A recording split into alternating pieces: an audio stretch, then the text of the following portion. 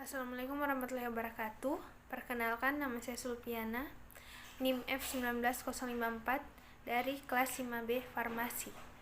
Di sini saya akan presentasikan hasil diskusi kelompok saya yang berjudul Obat off-label dengan mata kuliah Metodologi Penelitian.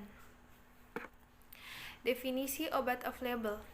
Obat off-label dapat diartikan sebagai obat yang digunakan di luar ketentuan dan kewenangan pemasaran yang berhubungan dengan dosis, kelompok usia, rute pemberian, kontraindikasi, dan indikasi.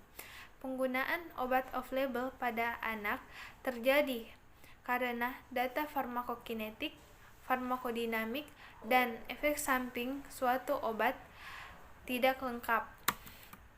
Contoh kasusnya, kasus pertama, peresepan obat-obat off-label pada pasien anak usia 0 hingga 2 tahun di apotik Kota Bandung.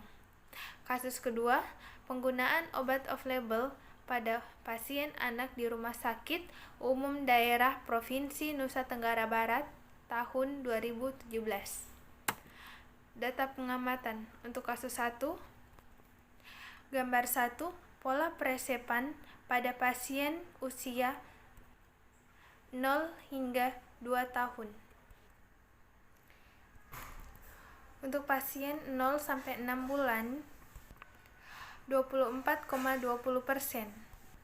Untuk pasien 6,1 sampai 12 bulan 44,90%. Untuk pasien 12 hingga 24 bulan 30,90%. Gambar kedua, penggunaan obat berdasarkan ATC. Yang pertama ada obat kortikosteroid 1,40%. Yang kedua vitamin 2,60%. Yang ketiga antidepresi 8,50%. Yang keempat sistem pencernaan 8,20%. Yang kelima anti alergi atau antihistamin 12,20%. Yang keenam analgesik antipiretik dan NSAIDs 15,86%. Berikutnya saluran pernapasan 23,37%. Yang terakhir antibiotik, antiviral, dan antifungi 28%. Gambar ketiga, lembar resep tidak off-label dengan lembar resep off-label. Bisa dilihat pada gambarnya. Kemudian gambar berikutnya, perbandingan presentasi kategori obat off-label, usia, dosis, dan kontraindikasi. Untuk diagram lingkarannya, off-label usia 70,53%, off-label kontraindikasi 19,74%, off-label dosis 9,73%. Untuk diagram untuk data pengamatan kasus 2, diagram batang. Gambar 1, penggunaan obat berdasarkan ATC pada pasien rawat jalan. Yang pertama ada antiparasit, insektisida, dan pembasmi 0,662%.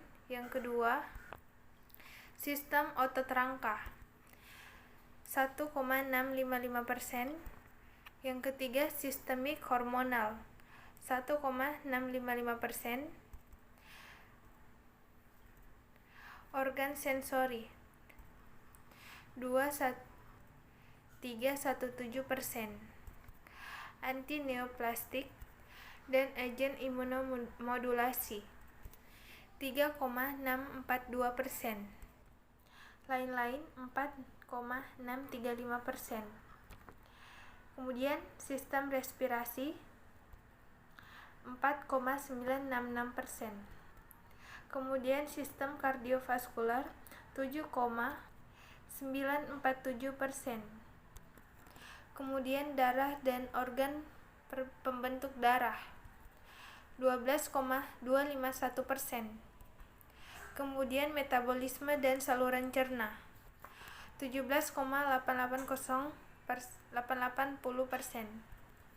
Kemudian sistem syaraf 20,529%.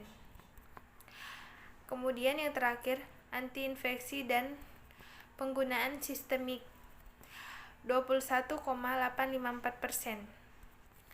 Pada gambar berikutnya, diagram lingkaran penggunaan obat off-label pada pasien rawat jalan. Penggunaan obat off-label 7,282%